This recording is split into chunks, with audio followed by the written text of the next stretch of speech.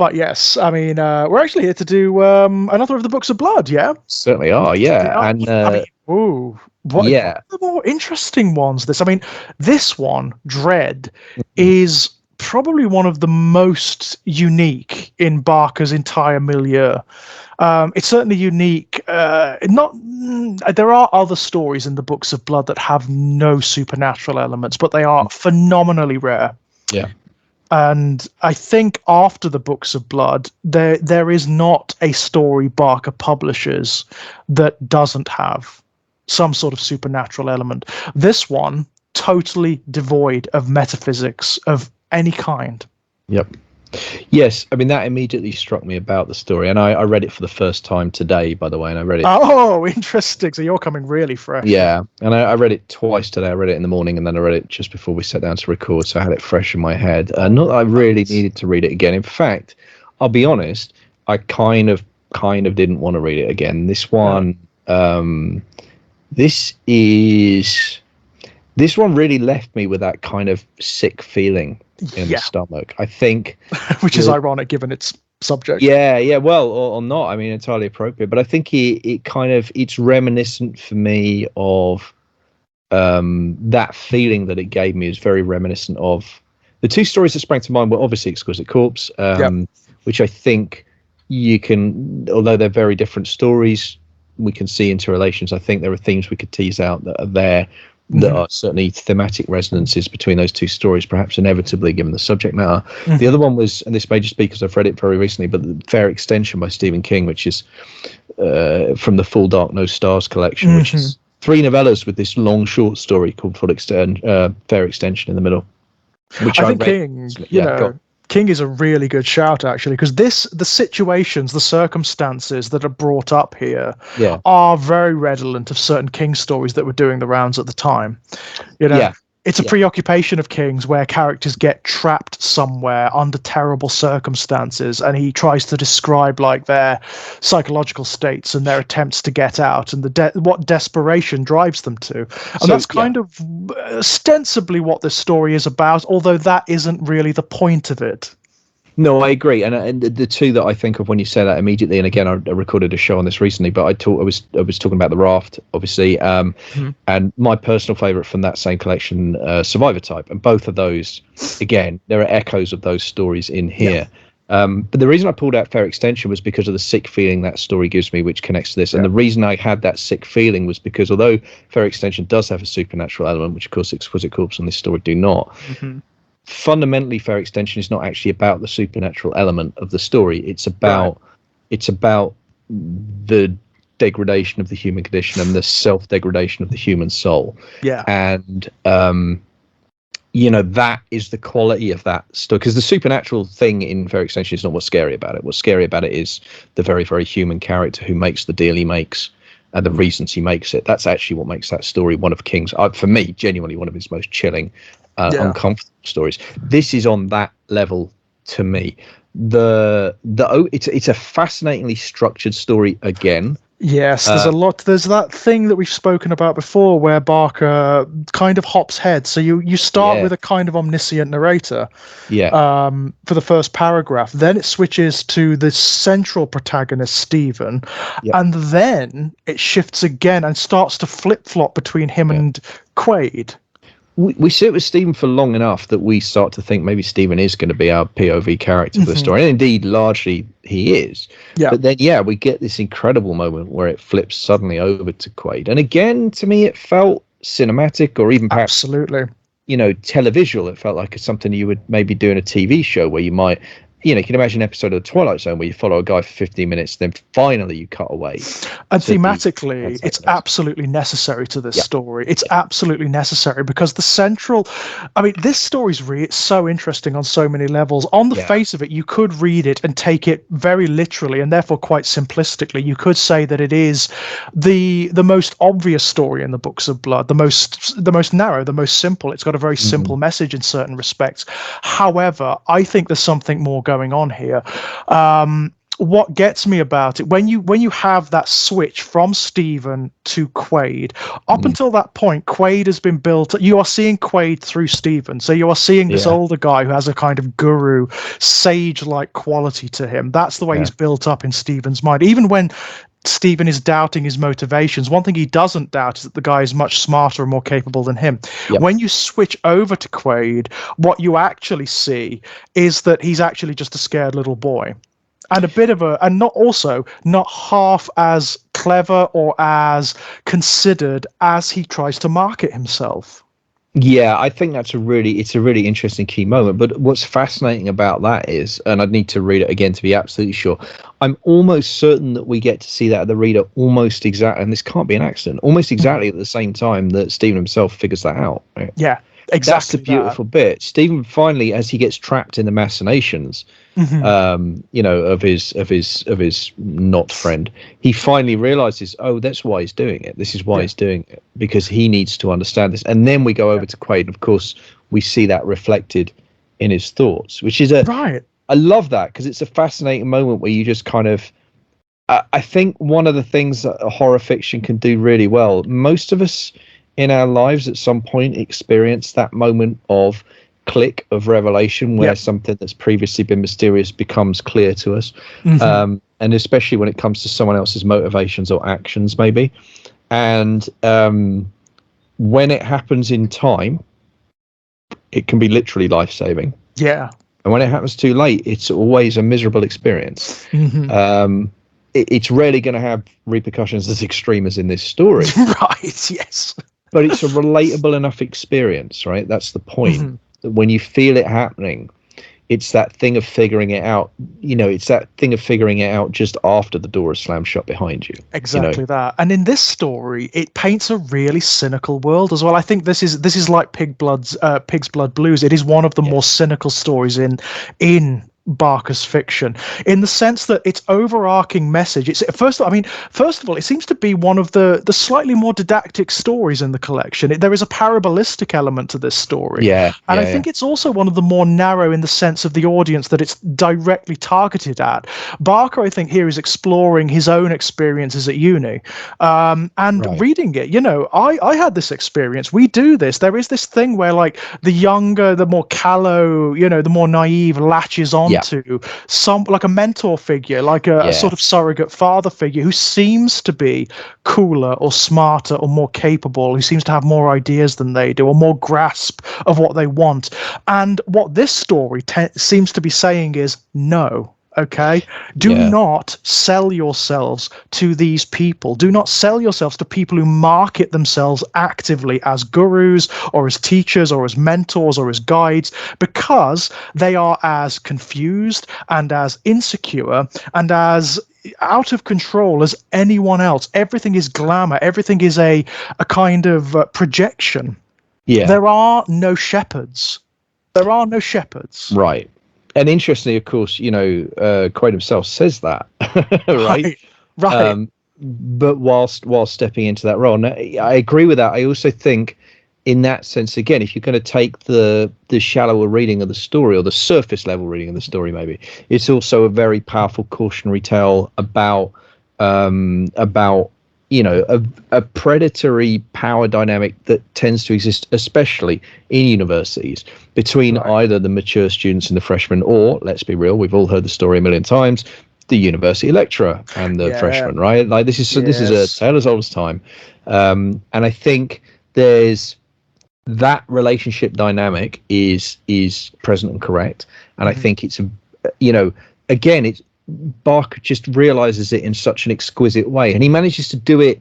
I mean, this is the gift I think the man has as a writer, even at this stage in his career. He names what's happening. He doesn't. So a lot of modern writing advice would say show, don't tell, and what they'd mean in this context is they would say, okay, this is clearly an unequal relationship between an older, mature person, but don't say that in the text. Describe that through the actions of the characters and what they say and what they think and what they feel, and let the reader build that picture for themselves, right? And I'm not saying that's not a valid way to approach the story at all. That is a way you can tell the story, and it would be an effective way of telling the story. Especially, if you, depending on the perspective you picked, it could be really interesting. Yeah. But Barker is operating on a different level. Throughout this collection and in this story, and he has no problem at all saying, I mean, he tees it off. It was a time of gurus. It was an age for gurus. They were in fashion. And this poor sod was unlucky enough. I mean, that's the introduction reminded me of nothing more than a kind of like a Rod Serling type character staring straight down the camera at you. Except it's not Rod Serling. It's way scarier than that because it's Clive Barker, and that grin is really unsettling. And that cigarette smoke should be making his eye water, and it isn't. And he doesn't seem to be blinking, and he's just talking to you. And he's talking about dread, he's talking about fear. And here we are reading a book called The Books of Blood, because this is the second layer, right?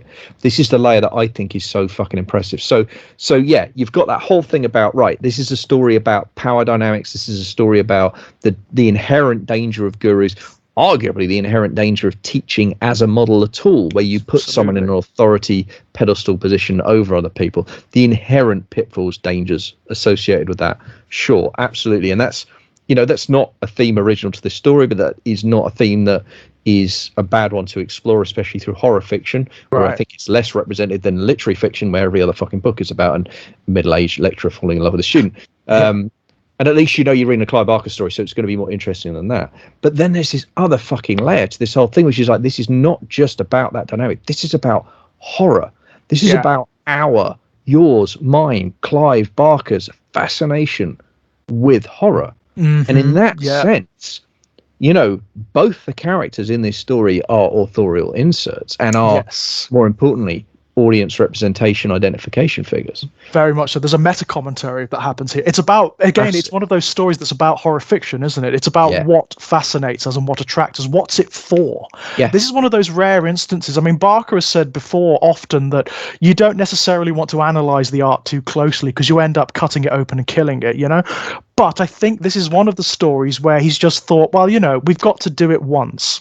We've got to get close to it somehow. So let's go for the analysis. Let's actually have a look at it. And I like what he comes up with is kind of cynical and really dark, isn't it? I mean, when it switches perspective to Quaid, and you understand that this guy who uses so much highfalutin language about what dread is, and has used dread as his sort of orthodoxy, ultimately, all he's really doing is trying to work through these very kind of slightly Picayune, petty fears from childhood, childhood nightmares. He is just as reduced as all of us. And in fact, his fears are far more ridiculous than the other characters. Far more ridiculous. I mean, his fears are specifically, and this again, this is why I think it's so fascinating. His fears are specifically about, effectively, let's be honest, they're about being caught in a horror movie or horror story. His fears are being axe murdered by a fucking clown. Right. Now, if that's your fear, I put it to you that you've read too much horror fiction. No, that's not true. No one's read too much horror fiction. But you know what I mean? Like, you've read a lot of horror fiction. Absolutely. And it's such a strangely specific cartoonish image when you compare it to the quite grandiose dreads that the other characters have and evince. I mean, Stephen's fear of being deaf again because of the accident that he had when he was a child, and the way Barker describes that as this special level of hell, and he goes so deep into it where he could hear all of the internal mechanisms of his own body. You can hear like his teeth grinding, and he can hear the mucus in the back of his throat and the rasp of his breath, but nothing else. Nothing else. It's incredible. It's absolutely incredible. But Quaid, this guy who markets himself as being the high guru of terror and of fear and of dread, the person who knows more about this subject than anyone else on earth, to the point whereby, by the way, he discards all other philosophies, all other ideologies and approaches, is actually a scared little boy.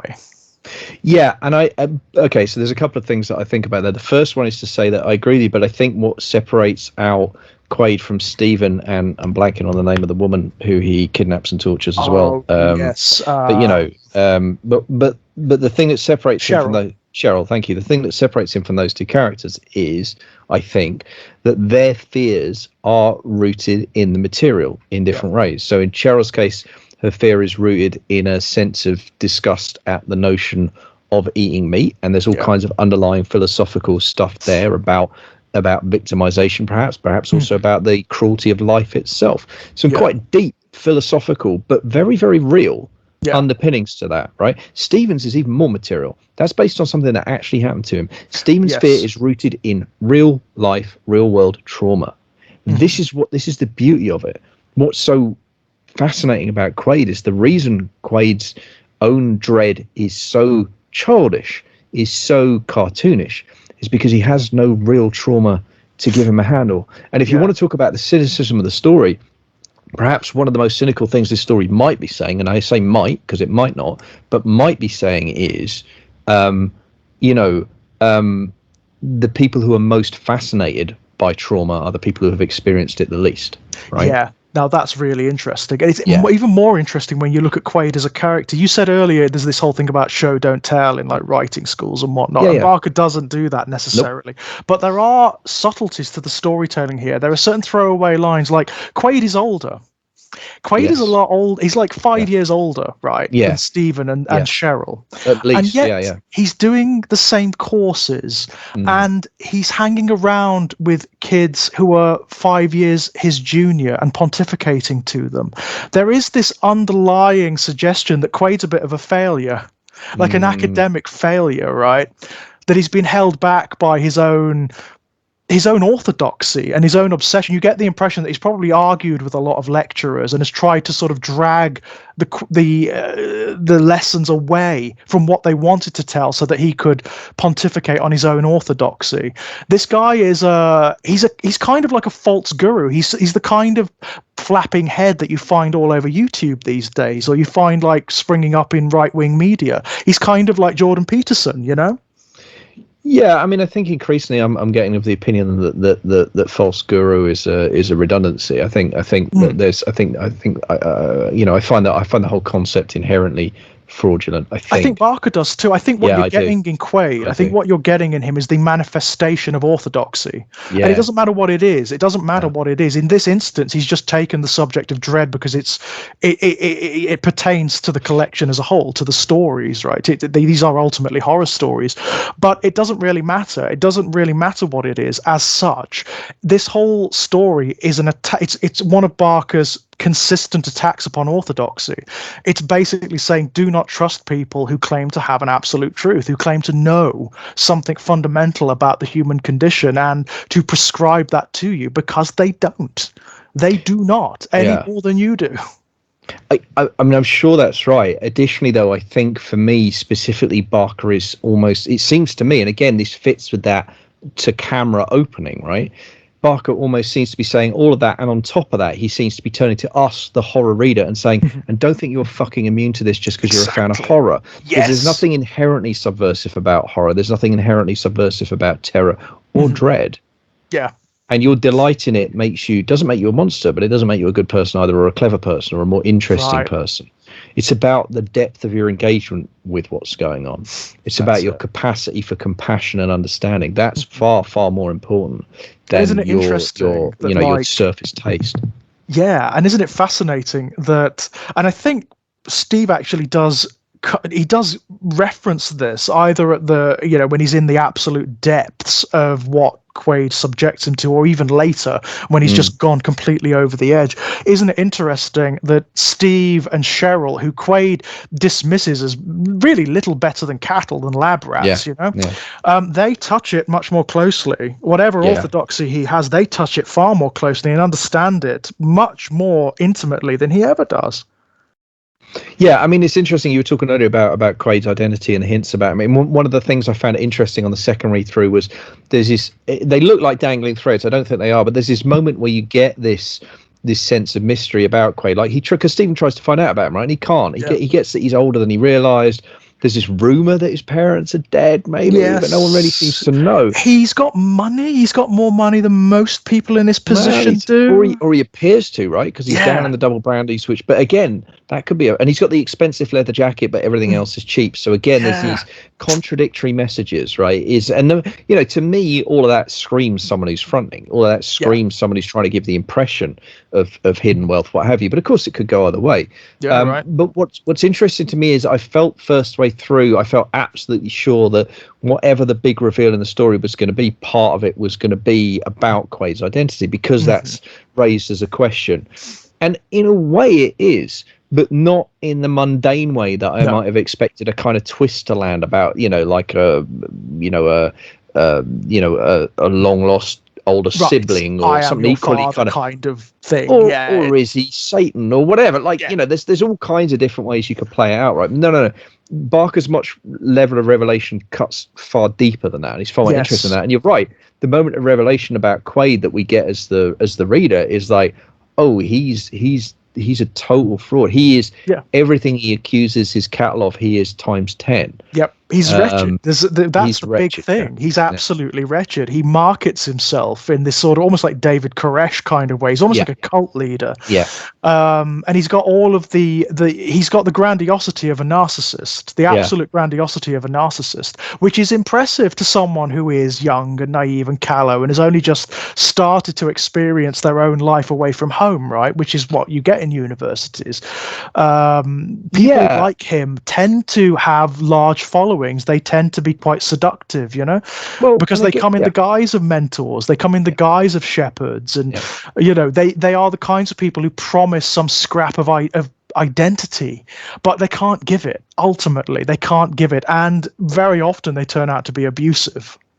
I mean, it's very interesting, isn't it? When such people are artists and they channel that, they channel all those feelings into their art, I often find them to be quite admirable people, because I think that's the transmutation that we are afforded as human beings. I'm forcibly reminded of a conversation I had with my friend James Slater Murphy on our. We're doing a series about Bruce Springsteen at the moment, and one of the things that he described Springsteen as, we were talking about one of the songs with the lyrics a little close to the bone, and it's the kind of thing where it's like, this is almost painfully autobiographical, and maybe you wouldn't do it that way if you had it was from his debut album. It was a very early piece. And Joe said, but you know what, one thing that's in common with most of the artists I really love and admire is that they're basically a leather jacket thrown over a gaping chest wound. Yeah, that's a very lovely metaphor. I like that. A perfect metaphor for the kind of rock artist he likes. But actually, I think that applies way beyond music. I think you can look at, I think a lot of my favorite authors are like that as well. And Barker, especially this Barker, 84 Barker, that is him, right? Young Barker is hurt Barker, isn't it? It's really traumatized, sort of like, and cynical as all get out, right? I mean, everything about this story, this is actually... It's through not all but most of the stories in the Books of Blood. This is 1980s UK, right? Yeah. This is Thatcherism. Yeah. This is it's people who are deprived. It's from the perspective of people who are deprived. It doesn't tell you where the university is or what university is, but this is an ex-polytechnic, right? Yeah. This is not a big university. There are not that many rich people going here. No, that's exactly right. And again, Quaid cuts the figure he does partly because of that. Yeah. But I think for me, what's really interesting is that on the surface of it, Quaid, in that sense, Quaid is that, right? He is a leather jacket with a gaping chest wound. In his case, he's even in a weird way honest about what it is that because his fascination with fear, and it says that, like, why is that his fascination? Because he's more scared than anybody. As soon as you read it, it makes perfect sense. It's almost like a forehead slapping. Of course he fucking is. Why didn't not? Of course he is. That's always obviously right. That's how people work. But it's not forehead slapping because it's bad. It's because that's exposing like almost a fundamental truth about human nature. Yes. Right. But also about fiction as well, right? Because in many other horror stories like this guy would have been Jigsaw, right? Yeah, exactly. This guy would have been a mastermind. He would have been absolutely brilliant and florid with actual ideas, as sadistic and unpleasant as they are. He would have, but Barker doesn't let you get away with that. No. He doesn't mythologize this narcissist. No. He exposes him. He shows you that he is pathetic. And in the end, he's meat. Absolutely. Right? Well, and that draws me on neatly to one of the other things I wanted to talk about, because for me, the other thing that I realized about reading Dread, especially the second time through, and picking up what you were talking about, that sequence in particular where we get that description of the inside of the lead character's mind when he lost his hearing, and that's the heightened sense of his bodily functions and that elevated sense of himself, right? I think Quaid as a character is a proto model for the character that will become Frank in the Hellbound Heart. I was rereading it this afternoon, and I was thinking, this archetype is Frank. Yeah, this is Frank, isn't it? Is. It's that character who seems to have some mystique about them, who seems to have some superficial patina of seduction, and is in fact just squalid. Yeah. And again, look, I don't want to speculate too much on this at all, but I do think, because it's a little outside my wheelhouse, but I do think, in the abstract, there is a mode of masculinity in the world that has that level of superficial attraction. And almost always those, again, it's almost always a leather jacket thrown over a gaping chest wound. And sometimes that's okay, because sometimes the way in which the person with the gaping chest wound is processing it or interacting with it or living with it means that they're good humans in the world, and sometimes they're not. And that's case dependent, right? That's sort of, flip a coin or whatever. That's take your chances. But I find it almost impossible that Barker, having been, a gay man in the 80s at university, will not have encountered, slightly older, very, very superficially attractive men who are cutting that rebel stance and who turn out to not be what they claim to be, or to be more scared than anybody else. And again, that's not knowing anything biographical about Barker. That's about understanding just the basic mechanics of human fucking nature and how people are in the world, right? Absolutely, yeah. I mean, that's another element to this story. There is an intimate level to this story as well, which I have no doubt Barker had this experience, because I had this experience reading it. So many people have this experience at university where you're really young, you go directly from like finishing your A levels or whatever they were at the time to uni. So you're a kid still, you are a teenager, right? You're 19, and you don't know anything. You really don't know anything about the world or about who you really are outside of the household. And you do latch on to people who seem to be cleverer than you are, who do seem to be more impressive or capable than you are. And they're often older. They're often, an older student or even a lecturer sometimes, and the significant number of those relationships you end up burnt. Whether they're, no matter what type of relationship they end up being, whether they're romantic or whatever. And that's another element to this story as well. I mean, obviously both Steve and Quaid are kind of heterosexual. I mean, like Quaid actually, I think is largely asexual, and I think his overtures towards Cheryl are just mechanistic. I think he's so consumed by his ideology that I don't think he has a sincere sexual drive. I think he's actually completely fanatic. But there is a dynamic between them that is slightly oddly intimate, Oh no, definitely. And although it is, I agree with you that it's not a romantic relationship, and it's not, and I don't think there is a sexual attraction between the two men, and I think Barker's quite clear about that. I do also think that you're absolutely right that there is an intimacy to their relationship that is felt very clearly, certainly by the young man. Yeah, because when the guy starts to make a move on Cheryl, he's jealous, not because he fancied Cheryl, although he does. I mean, there's that throwaway remark about worshipping her ass, which is actually very cute. It's a nice little line of kind of thought dialogue that I think lands really well, and also sets the scene necessarily for this guy's interiority. Gives you that clue. No, okay, so this is not. He's not. He might be. If he's bisexual, he's fairly repressed about it. He's certainly attracted to women sexually, consciously. But he's not jealous about Cheryl. He's jealous because he's lost that time at Quaid. And again, it's totally explicit about about that. Yeah, and how that's interesting. Really interesting. Right? How interesting. Yeah. And I get that, because I wrote about this for My Life in Horror, the essay I did on about an old school friend of mine who ended up dying in very unfortunate circumstances. That was a great example of this. I mean, we were both kids. Like we were both. I think I was 11, he was 12, but we're in the same year even at school. But he was physically bigger, and he was just super charismatic, super charismatic. And he was the kind of person you wanted to be around. You wanted to make him laugh because he made you laugh. You wanted to impress him because you found him impressive. And I was just drawn to. It was a moth to a flame with this guy, and I got burned the way a lot of kids do, and it wasn't as, you know, I look back on it now as just a necessary life experience. There's no ill will or malice or whatever. It's one of those things. I think we will all go through it at some point. It's an eternal dynamic. Definitely. And I think, you know, my only kind of note to myself is I count myself incredibly fortunate that I went through it at 11 in a platonic relationship and not at 17 or 18 in a romantic one, because that you know, that could have been as devastating as it was at 12 or 13 when the scales fell. I think it could have been, you know, actually could have been life threatening given how miserable I was generally as a teenager if it had happened to other. So, you know, like, grand scheme of things. But again, like, Barker just captures that dynamic so elegantly. Yeah. You know, with a cut again, what have we got there? One throwaway line to demonstrate that the guy is, if not straight, then at least, you know, desires female company consciously in a way that he doesn't consciously desire male company. And then another line, you know, a couple of paragraphs later, clearly stating he's jealous, not because, and he doesn't say not because, but he says he's jealous that he's not getting to spend time with Quaid. Yeah. He's jealous of her because she's hanging out with Quaid and he's not. Absolutely. He's not jealous that Quaid is seeing Cheryl. He's jealous that Cheryl is seeing Quaid. That's the dynamic, right? And it is wonderful. It's very clever. It's very beautifully stated. It's just like a throwaway line. It is not suggestive in any particular way. But it does succeed in drawing the level of intimacy that has happened between these guys, which is necessary for the story, of course, because of course Quaid wouldn't have had the confessional element. You know, Steve wouldn't have told Quaid about his experience when he was younger without that.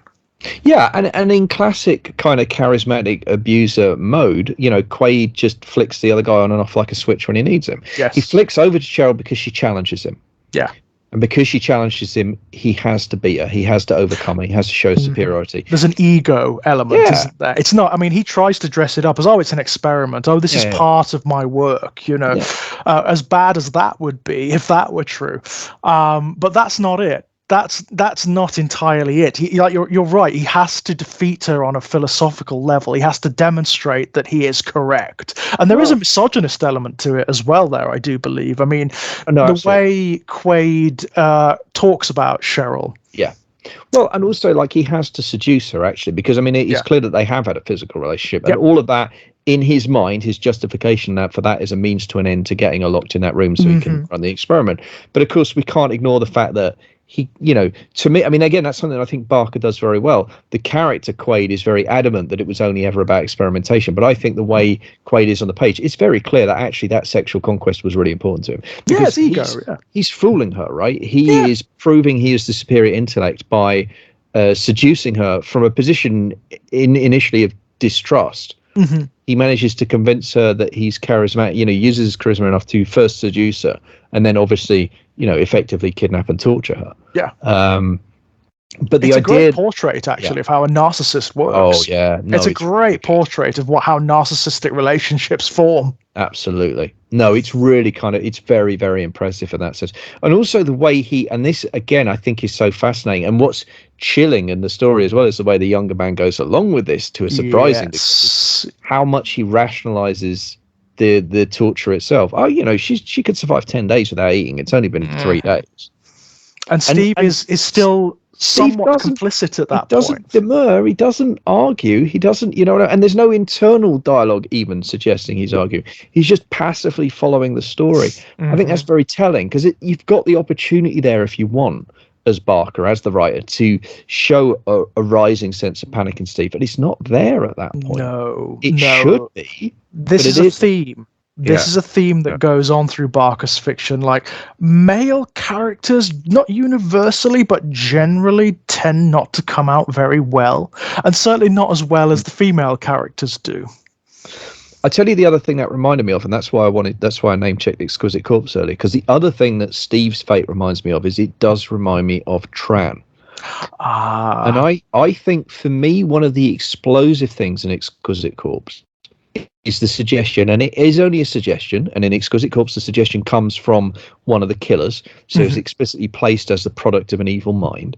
It's the notion that victims choose their killers, the notion that there is something inherent in the people who become those victims, that they are pulled towards the people who will destroy them.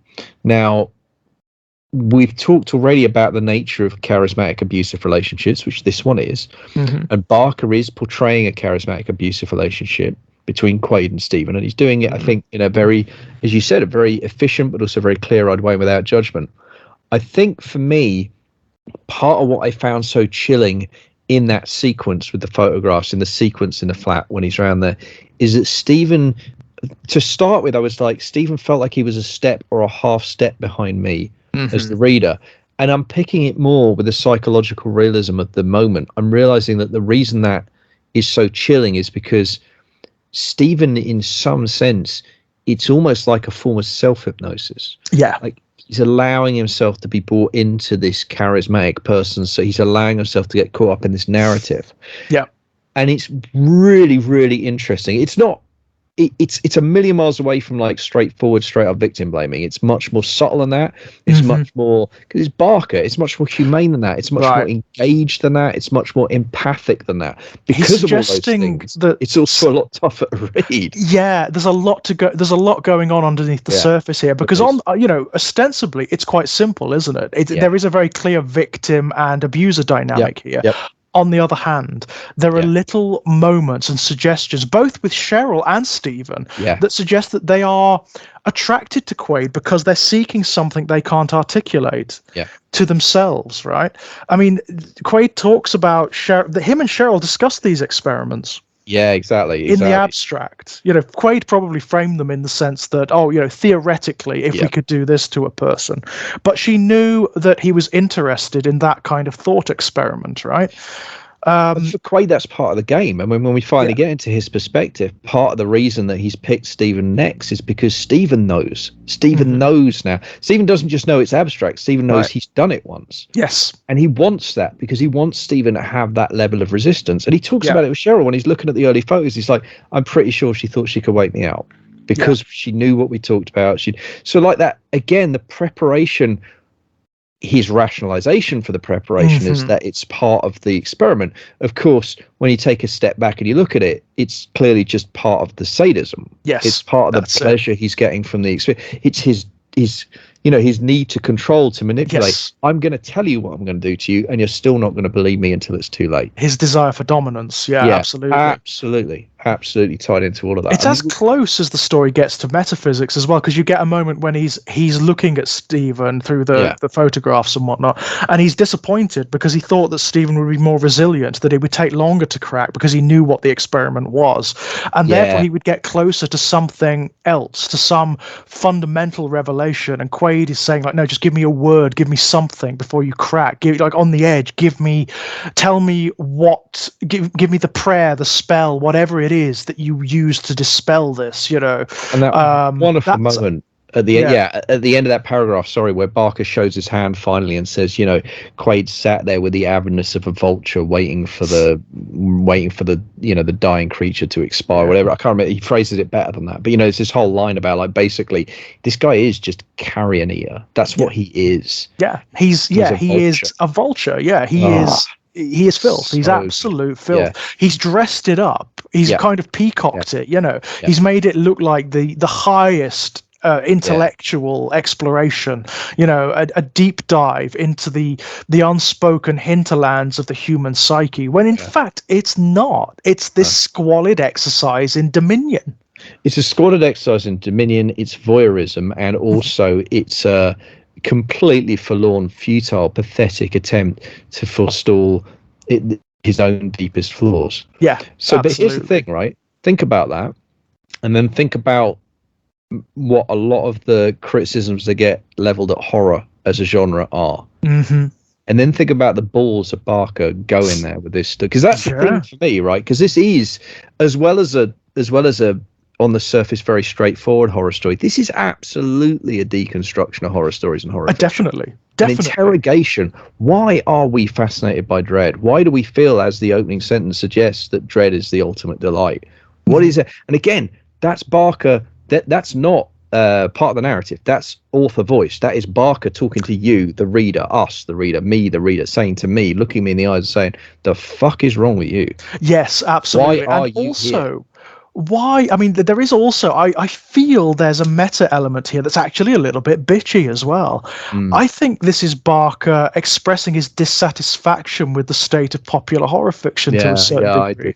He's kind of saying, well, why the fuck are you scared of, like, serial killers with axes? What nonsense is that? How pathetic is that?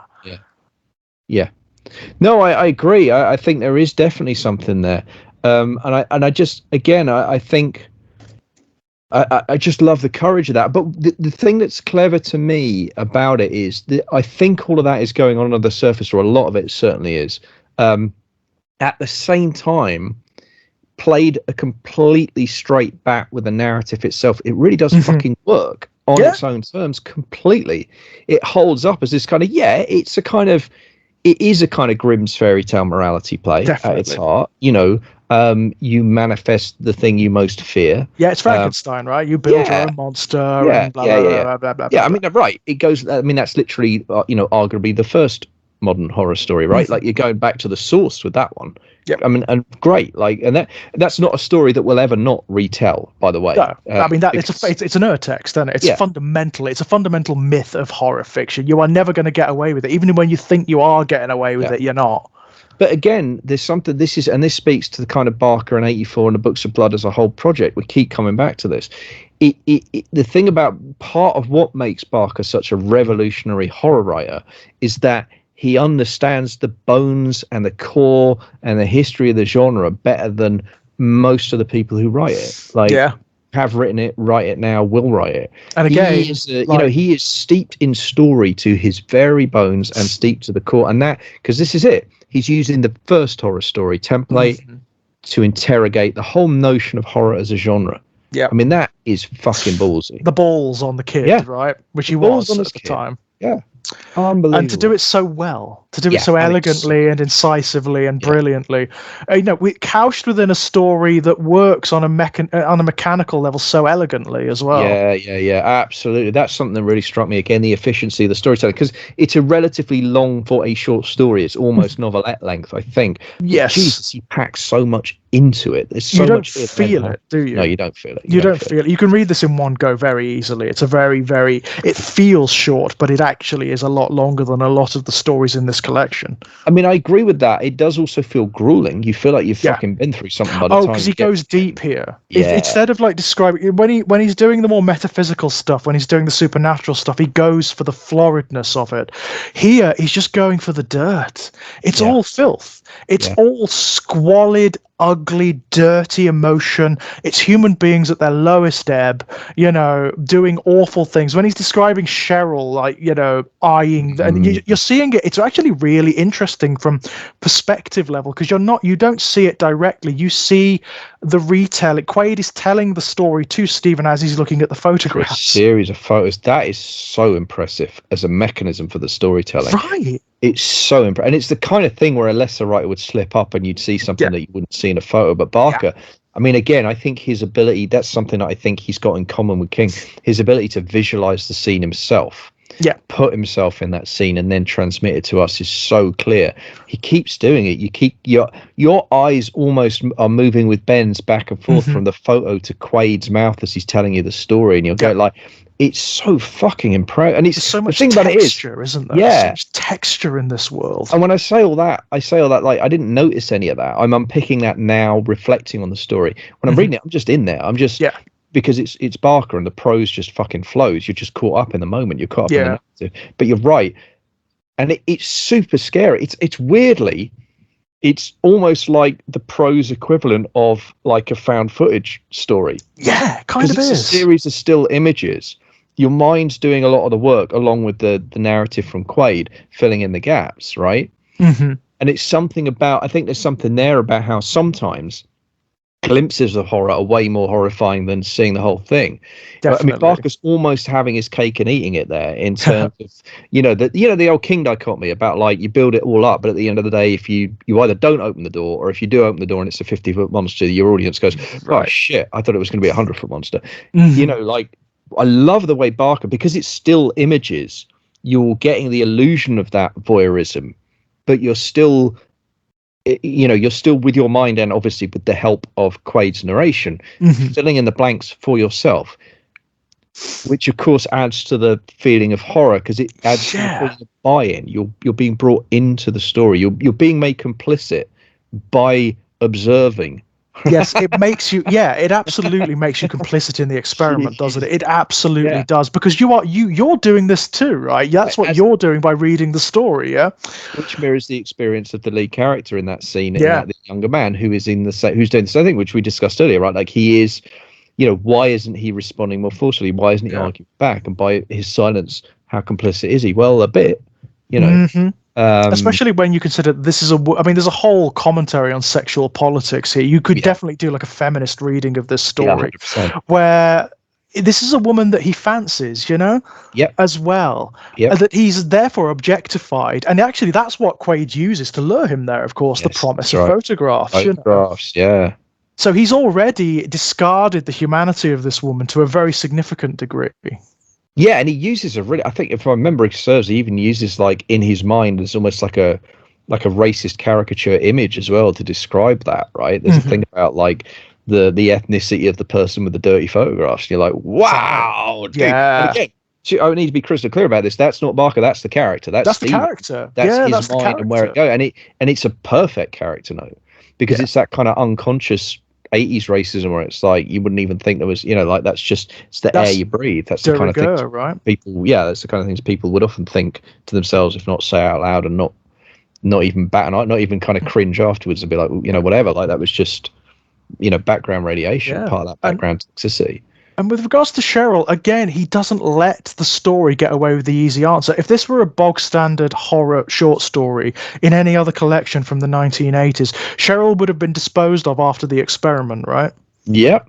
There would have been, like, the scene where Quaid does away with her and whatnot because she's served her purpose and whatnot, and it probably would have been quite graphic and unpleasant to make way for the next one, right? If you wanted to go down the more kind of interesting 70s route, it could have gone I Spit on Your Grave, right? And she could have become the protagonist. Yeah. I mean, there's a interesting version there if where maybe she pops in halfway through the experiment and murders Quaid and doesn't realise that our young man is trapped down there and he is left out or whatever. Like, there's other ways it could have played out. Absolutely. But they're a bit on the obvious side, and this is Barker, and that's not what it's just not going to happen. I love the fact that he just lets her go. I really like that. She is complicit in that.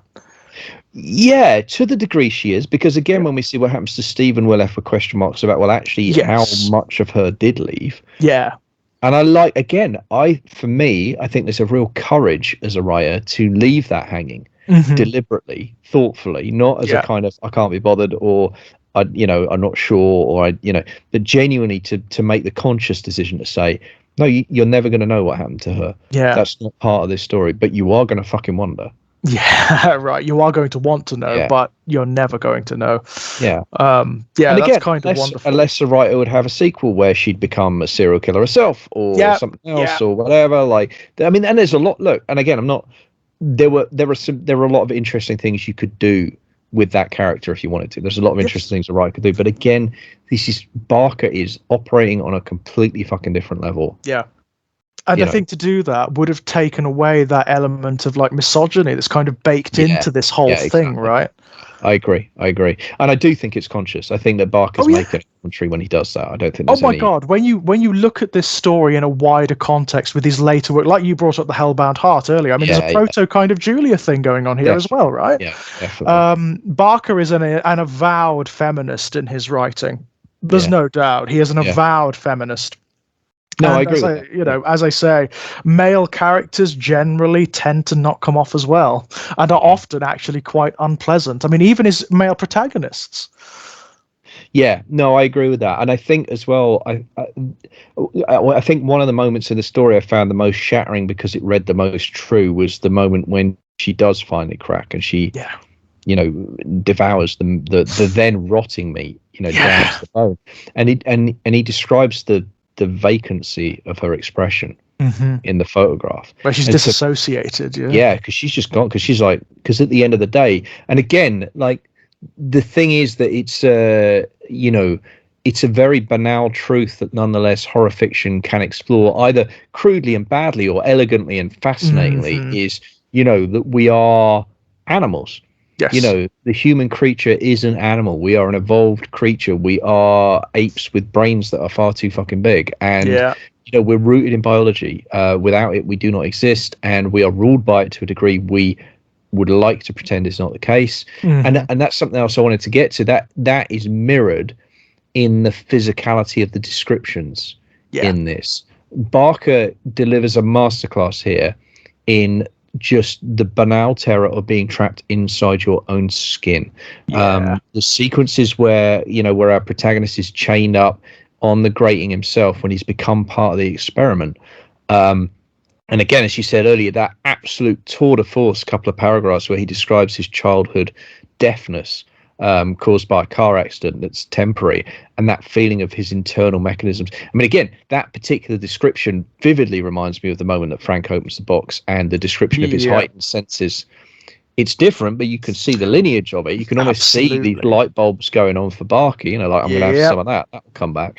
But it's a very particular thing here, and that's about the claustrophobia of being trapped inside just a skin, a body. Yeah, and again, absolutely. It's fundamental dread, isn't it? I mean, this is part of what the story's about, which is the real dread is existential, right? Yeah. We get there in different ways. We have different experiences to describe it, to funnel it. But ultimately, the dread of humanity is existential. And it is, I mean, Quaid is kind of right in a weird kind of way. Dread does unite us in a very peculiar way.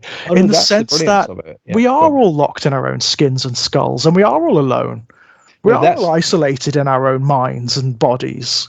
No, to me, that's the absolute brilliance of it. I mean, the classic quote is "the devil mixed truth with lies," right? Yeah. Quaid's philosophy plays a straight bat. It reminded me, what it really reminded me of was, although it's deliberately because it's Barker's, because of how Barker's writing the character, it's less well articulated. But there's a lot of Ligotti in Quaid's philosophy, or rather, Ligotti's philosophy is the brilliant underlying premise that Quaid, as a quasi, not really that bright person, is groping towards. But there is something. But my point is, there is something real down there. Yeah, he's just not clever enough to get at it in an articulate way, right? No, exactly right. And also, Quaid doesn't really believe it himself. He's actually trying to do something else. So he's kind of giving lip service to an idea, and I think that shows as well as it develops. But there is something real. There is something as serious and as real as a fucking heart attack at the core of what Quaid is half articulating. Because to me, not to get, because one of the other things this story is about is philosophy, and that thing about philosophy being a beast and we should be scared of. I actually agree with all of that. When Quaid's saying that, I'm like, 100%. The way philosophy has become as a subject in this country and in the current, drives me batshit. We should be scared of philosophy, and we should be scared of philosophers. Yeah. If they were doing it right, if we were doing it right, we would all find it really scary, because it is about that. It is about that real elemental stuff. It is about the core of our existence. It is about, the notion of identity. If that doesn't scare the shit out of you, I'm sorry, you're not thinking about it. You're doing it wrong, right? You're doing it wrong. We should be scared to wrestle with this stuff, and it should leave us scarred. It should leave us asking questions, as should great fiction, of course. Because great fiction can explore these philosophies. But I think, Ligotti's the one for me. I think and I'm only very glancingly familiar. I have yet to do a deep, I know I'm going to, it's inevitable. I'm going to I'd love to do that with you, actually, because I think Ligotti's a pretty amazing. Yeah. I've no more than skimmed the surface. Amazing figure. Yeah. I've no more than skimmed the surface, or maybe the contours of Ligotti's basic arguments in, I can't even remember what the name of the book is, but the Curse Against Humanity, whatever the fuck it's called, the Humanity book, his big kind of philosophical tome. But I already, just from that surface skimming of précis of what he's outlining, see enough of the shape of something that terrifies me. Yeah. And that resonates with me, that I'm really kind of nervous about it. And I'm going to read it, because what I do when I'm scared of things is I dive in. So of course I'm going to get there. But again, that's what I'm talking about. That's when philosophy's working the way it should. It should make you feel that way. Yeah, absolutely. It should unsettle you, right? It should make you. It should have that revelatory element where it challenges what you already assume or think, or the parameters in which you assume and think. You should feel the tires of your, vehicle of rationality being well and truly kicked. If not, the foundations upon which you built it, you should feel them trembling just a little bit. Absolutely. Otherwise, I mean, it's just an exercise in reinforcement, isn't it? Or it's banal, right? It doesn't mean anything. It's like in Quaid's sense, it's just a vehicle for narcissism and for ego. That's all it is. That's all it is for Quaid. Yeah, and that's, and again, I think the story portrays that well, but I also think, again, a big part of the genius for me is that the underlying shape of what Quaid's talking about. Yeah, that's real as fuck, and it's doubly real as fuck if you're a horror writer who's serious about writing quality horror, whatever the word quality means to you. But if you are serious about delivering stuff that goes beyond a kind of either beyond a surface kind of schlock, gross out value, or indeed beyond a clever intellectual exercise, if you're actually looking to get into the guts of what scares you and what will scare others, you are going to be dealing with some dark shit. You are going to be, you've got to wrestle with it, right? Yeah, you got to wrestle with some really uncomfortable things. It's funny. It's in reference to a concept that comes up again and again in these conversations, which is sincerity, right? Yeah, absolutely. And I think if you expose yourself to this kind of material, and certainly if you write it enough, you get a taste for it. Yeah. You can feel when something is produced with sincerity, when it's produced with passion and a genuine desire to explore ideas.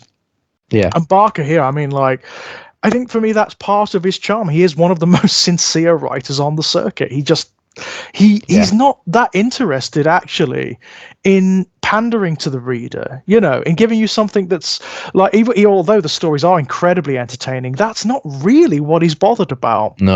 No, I agree. And, for a man whose career has had at least, I would say, 3, maybe even 4, distinct phases, right? Yeah. Of which I'd argue the Books of Blood is phase 1, right? Yes. And maybe the first couple of novellas afterwards are kind of the tail end of that phase. I mean, Hellbound Heart probably belongs in with Books of Blood in part of phase 1. Yeah, but then transitionally into the Damnation game, which is kind of like moving out of that. The pivot text, right? And then you're suddenly into the doorstop, Weave World, Great Secret Show, blah, blah. And then that's mode 2, and then after that there's at least one more mode that I'm only dimly aware of, which has Sacrament and various other kind of pieces. Cold Heart Canyon, Galilee, right. etc. So there's at least 3 distinct phases you can point out, and again, as you say, you can identify pivotal works, right? You can identify what we might call borderland works, right, that have a foot on each side. But even here, at the very beginnings, like the start, this is the first story in book 2, so we are literally 7 stories into phase 1. This is the scale of his ambition, right? In terms of what he's trying to wrestle with, what he's trying to reckon with. He's taking the format of the first horror story, the original horror story. He's taken Frankenstein. He's using that to critique horror as a genre, but he's also talking about the underlying philosophies that underpin horror and that underpin the actual horror of actual human existence. The notion of mortality, the notion of the inevitable end. And again, you were talking earlier about the thing about physicality and why that's so important. The reason it's so important is because he's building you up to that fucking payoff, which is heart-stopping, where he actually defines dread for you at the end. Dread's not the fear of the guy coming up the stairs with the axe. Dread is the fear of he's going to cut you to pieces all fucking night and you're not going to die. It's pain without hope of salvation, which is a fucking phrase, not least of which that is a fucking Ligotti phrase, because ultimately, is that not true of all of us? If you take the long lens of human history and the long lens even of a single life, do we not all, at the end, however long or short that final few moments, hours, days are, do we not all face the prospect, inevitable, of pain without hope of redemption? A period of disgrace, ultimately. And if you're lucky, that pain is the horse kick in the chest of a heart attack, and you're gone 30 seconds later. I sometimes wonder in my darkest moments how long those 30 seconds feel from the inside. But and if you're unlucky, and it's dementia or an aggressive cancer or whatever, it's weeks and weeks and months and months and years. But that's the horror at the heart of the human condition. That's as real as it fucking gets. That is the rubber meat in the road. And it's funny, horror as a genre is obviously uniquely suited, one might almost say designed to interrogate this. It's fascinating how often it doesn't. Isn't it just?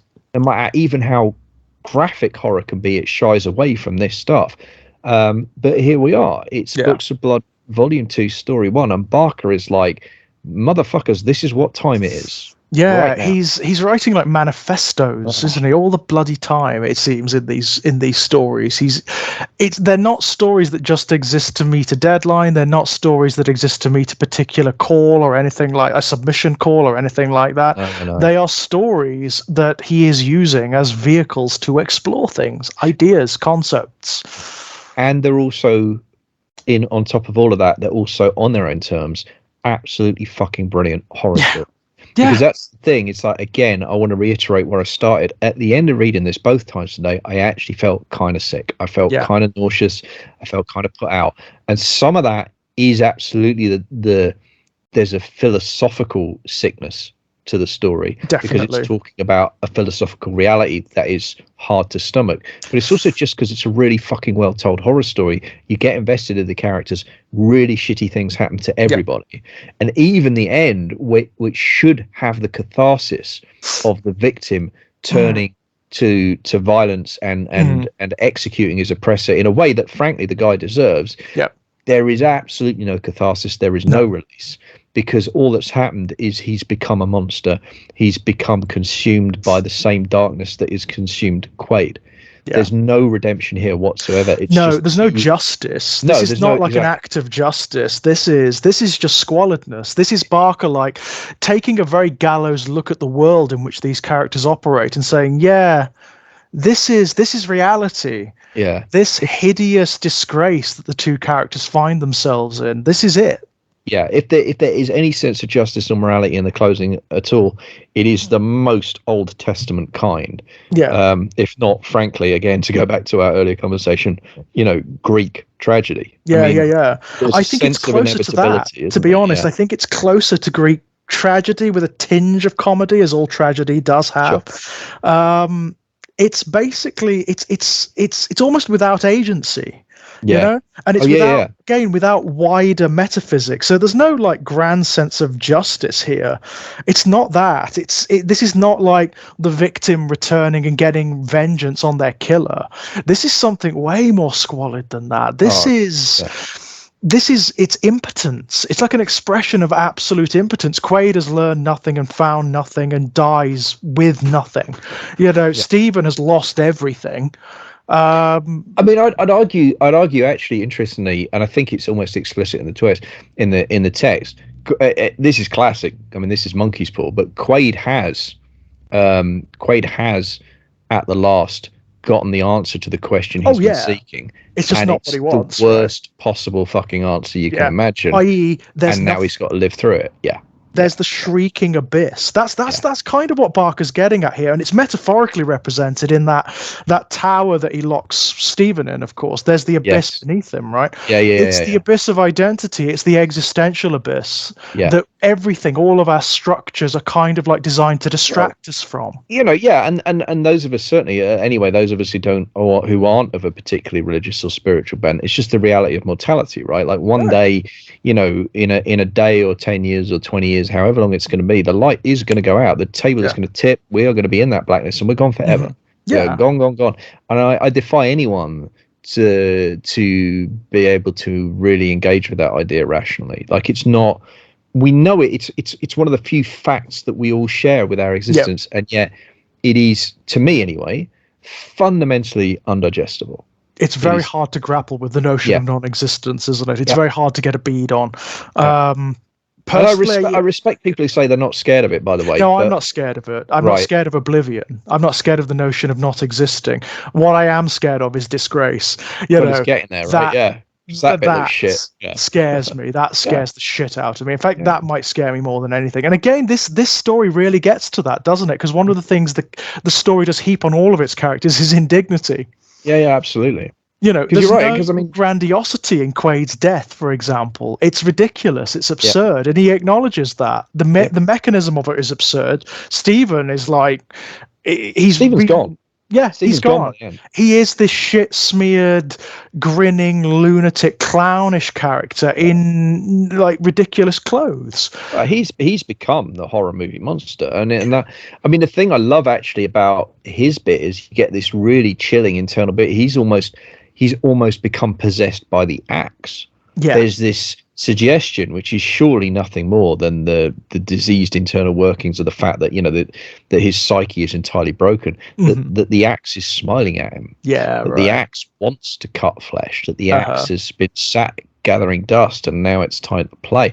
I fucking love that. I love that, because again, like in a schlock horror story, you know, like a Garth Marenghi story, you'd have that he'd write that. He'd write the killer axe, and the story, you know, the twist would be, the story would be about the axe that attracts people to use it. But Barker's smarter than that. He knows that what he's doing here is, you know, he's projecting Stephen's broken thoughts onto an object. Then suddenly it becomes chilling again. Yeah. Because he knows it, he knows you know it, and then he just makes you watch it anyway. And it's like, oh, Jesus Christ. And I love how, like, when he does take the axe to Quaid, it's not clean. It's awkward, and it doesn't go right. You know, Quaid kind of glances away, and it cuts the wrong bit, and it's wonderful. That I really appreciate that detail. It's that really telling line as well, though, that I think is so important, because it's actually a feed. Although it describes what you've just said on its own terms, it's also a feed line to the punchline, which is it narrowly misses the artery. Yeah. The punchline is like, you're just not getting out of it quick, and you're not getting out of it quick because your man with the axe, you're right, is incompetent. Yes, he doesn't know. Been reduced to the level of like less than a child, right? But to start with, he doesn't know how to kill you, and then once he started cutting you, he realizes it's really, really fun to cut you, and he could probably do it all night. Life, so he's going to. Fuck me, man. There's a very nice shade. I mean, this is incidental, but there's a very nice shade of Barker's contempt for authoritarian figures coming through with Stephen's encounter with the policeman. It's the other exquisite corpse moment that I'm glad you mentioned, because I did want to circle back to that. Yes, and that is obviously very reminiscent of that, you know, even more pivotal scene in Exquisite Corpse, right, where that happens. But a really important moment, and I think it's important because it's one of those where I think if you were examining the story purely on narrative structural analysis, it's probably the scene that you would say is not necessarily the story. It's probably the scene you would cut, because there's no reason on earth why Stephen can't just end up in the hostel, shelter or the hospice, whatever the hell it is. We don't quite know, because he's pretty adult by that point. But there's no reason you couldn't jump straight to that. But it's absolutely crucial to the story. Well, it feeds into the wider themes of Barker's contempt for orthodoxy and for the world in which he operates, right? And also, it's a statement that, like, your figures, your savior figures that are prescribed to you are not going to save you. Exactly. It's crucial. It's absolutely crucial, because it's actually that. It's another plank. It's a really powerful, you know, kind of part of the structure of nihilism that's built in the story. Yeah, definitely. I mean, that's a good word to describe this story, actually. I mean, we've used it for a couple of other stories as well, but for this one, it's so baked in the nihilism. I think it is, but I think what I love about it is it's a deeply empathic nihilism. It's one rooted in a sincere love for and sadness at the human condition. Yep. And I think that's what makes it ever more powerful. Again, that's why I approach Ligotti's work with such kind of respect and fear, to be honest. That's why I haven't engaged with it any more fully yet, because I suspect I'm going to find a lot of that in there, and I'm going to find those resonances, and they're going to make me uncomfortable. It's also why I'm looking forward to it, of course. But I mean, I think that's it. And I think that this is, but I think what's impressive about this is, because I do think this story is pretty nihilistic. I'm casting my mind back, probably the most nihilistic so far, I would argue. I think so. I mean, because it's so metaphysics, that's the thing. That's it. I mean, even stories like The Midnight Meat Train have got metaphysics in them. Massively so, yeah. There's something else happening, right? Underneath all of the horror, there's something else going on, no matter how vile it is. Yeah. There's a grandiosity, right? There's there's a sense of scale and a sense of wonder, however dark, however scary. Same with Hills of Cities. And a sense of mechanism as well, right? There's a sense of something happening for a purpose. Here, there's not. There's no purpose whatsoever. Everything happens as it's a comedy of errors, right? Well, or it's the machinations of fate, right? Again, if we take the Greek tragedy model, or it's like the inevitability. Which, given the fact that Quaid does sort of have nightmares of a killer clown, effectively, and Stephen becomes that. Yeah, there is that element to it, definitely. Yeah.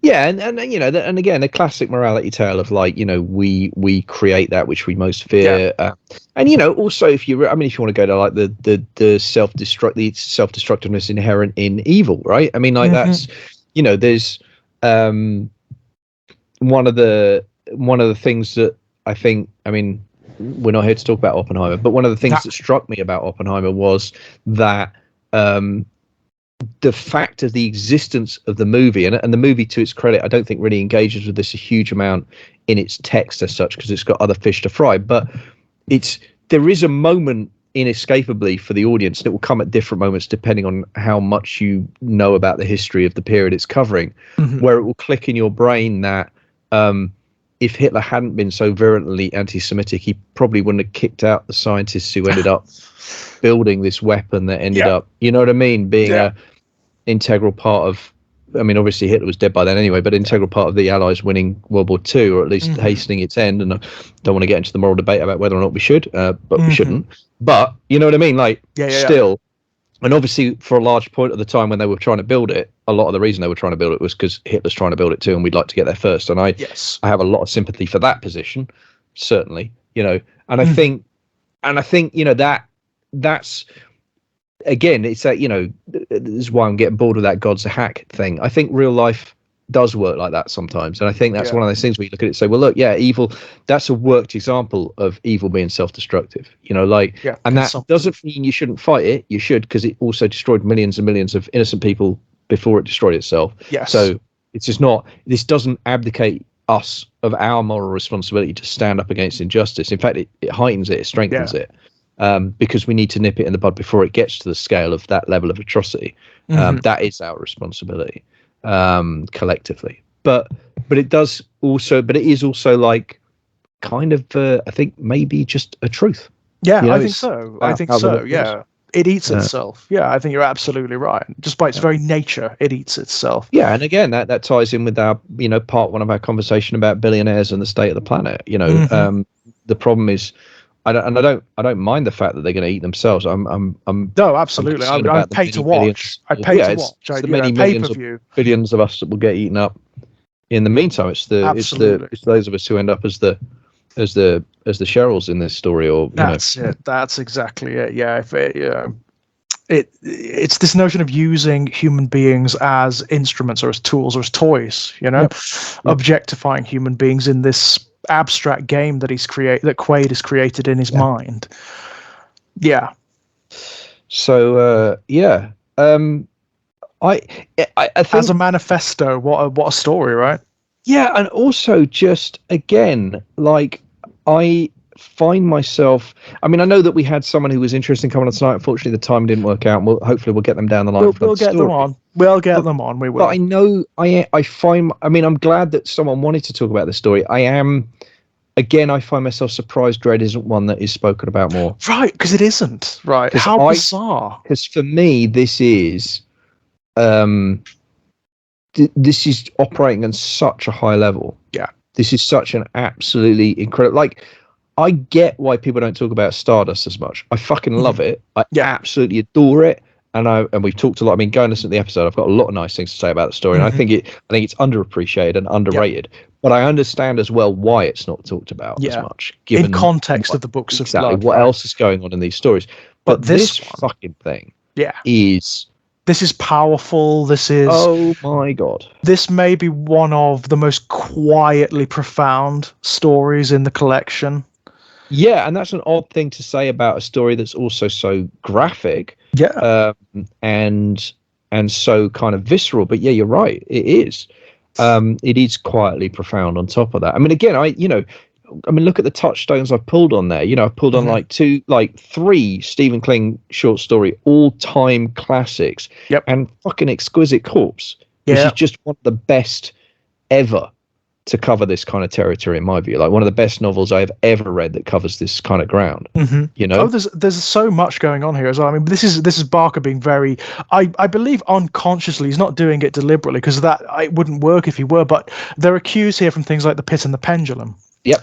You know. Yep. Absolutely. Isn't there? I mean, I wouldn't. I mean, you know, it's very clear to me that Barker is incredibly well steeped in the horror and the horror tradition. I mean, he will have read Poe. I mean, he'll have read Poe. He'll have read Mary Shelley, obviously. Yeah, and Faust. I mean, obviously. I mean, my God, that's a key text for Barker. But conscious or not, it's in the mulch of his imagination. That's the point. It's in the mulch of his subconscious, and it's part of the soil in which these stories have grown.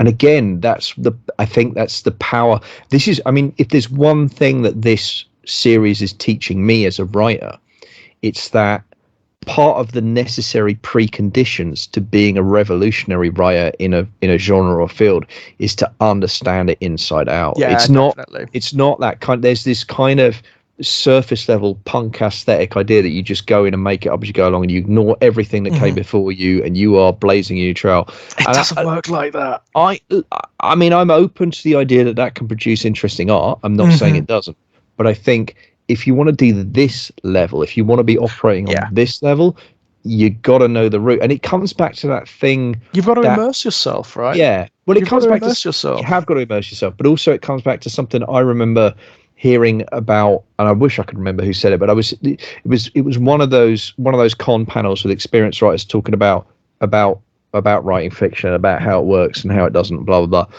And one of them was talking about a series of rules, or rules for writing fiction.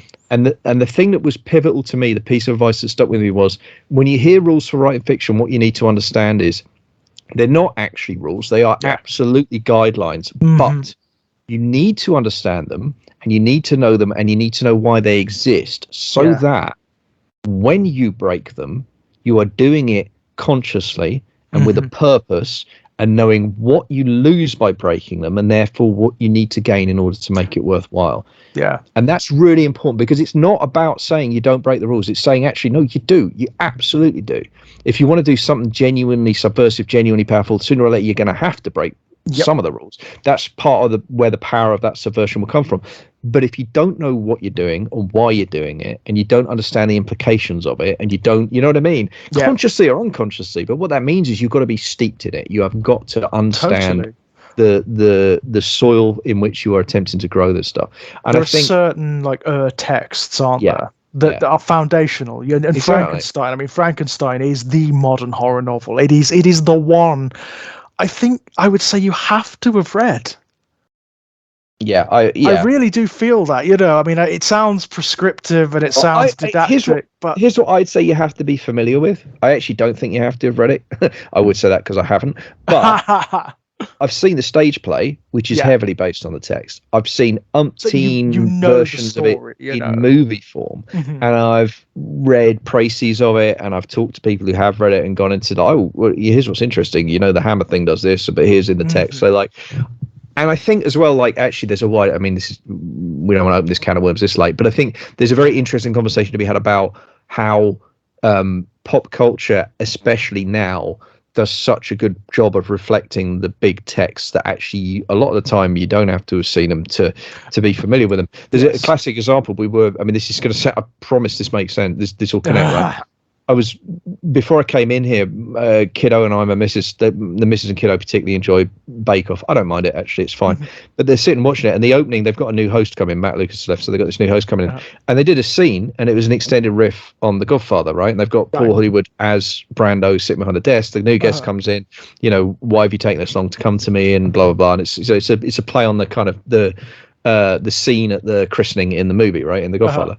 And at the end of it, so Kiddo's got a part in a play where she's playing a mafioso. And I said to her, okay, so just so as you know, that was a mafia scene. That was a classic mafia scene that was an example of how, and she just looked at me like, I know, Dad, what are you talking about? And of course, how do you know? You've not seen The Godfather. No, but I know what The Godfather is. Yeah, you know it's because about. It's a myth, right? Because it's gone into culture, Yeah, and also she's seen it in The Simpsons. Yeah. She's seen it parodied here, there, and everywhere. She's seen, you know what I mean? It's like Dracula. It's like it's like Frankenstein. It's like all of the strange case of Dr. Jekyll and Mr. Hyde. And to be clear, when I say that I don't think you need to, I think it's a very good idea to. I will read Frankenstein at some point. I will go back. You know what I mean? Highly recommended. Yeah, I'm really good. It's really good, like genuinely brilliant. Yeah, and I'm not speaking against that, but I am saying that I think that it's worth bearing in mind that actually, I don't know. It reminds me of something Dan Harmon said on this writing podcast where he was talking. This is a guy who wrote Community, and by the way, I know he's a bit of a dickhead, but he's a pretty talented writer in some ways. Yeah. I disagree with him about Campbell, but that doesn't mean he's not a good writer. And I remember him saying, like, one of the things he says to his writing team when he assembled them at the start of a show when he's first put in his room together, he says, "You are experts on narrative. All of you in this room are experts on narrative because you have absorbed hundreds of thousands of hours of narrative at this point in your life. You do it every single day. You just don't realize you're doing it." Yeah, well, it's absolutely true. Yeah. And what he's doing there with that, he's got a room of writers. So he's like, surface that, or connect with that. You don't have to surface it, but connect with that. Connect with that well. It's in you. And I think that's right. And the reason I bring all that up and say that is because I have absolutely no idea how widely read Barker was at the age of 23 or 24. And when he wrote these, my sense is fairly well read, I think. Yeah, probably better than most people at that age. Yeah, I think. Yeah, but whether or not he'd read all of the text, all of what we might consider to be the text, he had enough of a familiarity with them and enough of a, I think, innate or developed sense of the mechanics and structure of storytelling itself. And again, I feel almost certainly that was instinctive. Yeah, there is a natural thing going on here, isn't there? Yeah. I mean, like he just gets what stories are for. Yeah, he gets how they work and what they mean to humanity. He just understands on this visceral level. All of that, and also, and I guess this is where I started the riff. I don't know if Barker knew the rule about head hopping and knew he was breaking the rule when he did it. I don't know if he knew that consciously. But what I am confident of when I read these stories is every single time he does it, it makes sense within the structure of the story. And although it is clearly breaking a rule/guideline, it delivers such an important, powerful moment in the narrative that not only was it the right thing to do, it was kind of the only thing to do if the story was going to be the story he wanted it to be, needed it to be, that he wanted us to experience. Totally. And that's the point about when that rule, because I realized as I was saying it was a bit prescriptive, implying like you actually have to sit down and study the rules. You don't have to know it necessarily on a conscious level, on an intellectual level. But I think, because I don't know if Barker knew when he did the head hopping stuff that it was something that was no longer in fashion or something you weren't supposed to do. But what I am 100% confident of was that he was ruthlessly following not just the muse, but the experience of the story. Yeah, what the story wanted, right? What it needed. What it demanded. Exactly that. And on that level, I think, for me so far, the Books of Blood, along with a lot of other things, it's such a powerful writing lesson. Yeah. For those of us who are, especially horror fiction, but I'd say fiction in general, but certainly those of us who are steeped in genre fiction, horror fiction, like this is how good. I mean, it's a challenge, right? Yeah. This is how good it can be. Oh yeah, I mean, it sounds like we're being hyperbolic, but believe me, we're not. This is, in fact, I would say that very often I find my own language impoverished, to describe just how good on a technical level these works are. They are game changing. I mean, they elevate your appreciation for what horror is capable of and what short stories are. No, I agree with that completely. And again, Barker's not the only writer that's done that for me in my life. Not sure, not for you either. There are other writers we could talk about. There is something about the so far for me, the hit rate on this collection is just insane. Like it's like batting on like all fronts, right? Well, it's like 100%, isn't it? It's batting 1,000, which is statistically impossible. And I don't know if I'll feel that way at the end of volume 6. That'll be an interesting thing to keep an eye on. But if I don't, I'm sure it's going to be in the high 900s, and that again is basically impossible. So there's a certain amount of professional jealousy there, inevitably. Of course. But the other thing, the other thing I did want to say was, like, I'm doing another podcast series at the moment, and it's one that's not going to reach fruition for some time because we're recording a bunch of them before we even start really talking about the project properly. But the premise of it is that we are picking and discussing, like, what we consider to be basically the best short horror stories of all time. Oh wow. That's like the core concept, and it's me and it's another writer who's much more experienced than me and much more well read than me, so I always feel a bit like the junior partner. But we're going through, like, imagine that you were in charge of putting out what, you know, you were given the job of putting out the best horror anthology of all time. What are the stories that would happen? Right. That's the basic premise in a nutshell, right? Wow. And so far we've only talked about 6 stories, and I think every single one of them absolutely belong in that collection. But I think that it's extraordinary to me how many of the stories already in Books of Blood I could make a case for belonging in that. And that's actually why I'm glad I'm running these projects in parallel, because I wouldn't want to be coming every week with a Barker story to that project. It's a problem, isn't it? It would make it lopsided. It's like he ruins you. Isn't it?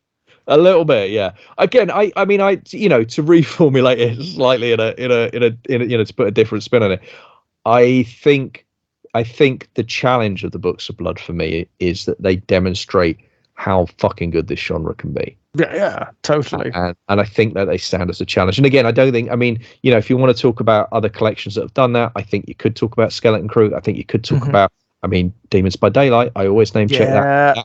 That was one for me. That chained. I was a different short horror writer after reading Demons by Daylight. 100% changed. It's a beautiful collection. But this is no less transcendent than that. And those are 2 of the biggest and best titles out there, I think. And frankly, I would say so far, this is more consistent than those. Yeah, it's those collections are, and as singularly brilliant as they are, this is more consistent. I mean, talking about it as like a challenge almost, or like what I find about the Books of Blood is they're great things to aspire to. Yeah. Even if you feel, you know, you can't reach that, it's a great level to try and aspire to, because it will elevate your work. Yeah, no, it will make it better, you know. And it would just, I mean, you know, as this conversation I think has probably demonstrated, it would just set the hairs running, man. It will just set the ideas flowing. You'll find yourself thinking about the scenarios that it explores and the underlying themes, and you find yourself thinking, like, because this is like, if you think about Dread as an example, part of the reason it's so fascinating is I think a talented horror writer could spend their entire career mining the themes of this short story and produce an incredible body of really varied, interesting work. Like, that's how fucking important, how impressive this story is. And that's one story. And I think you could do that within the Hills.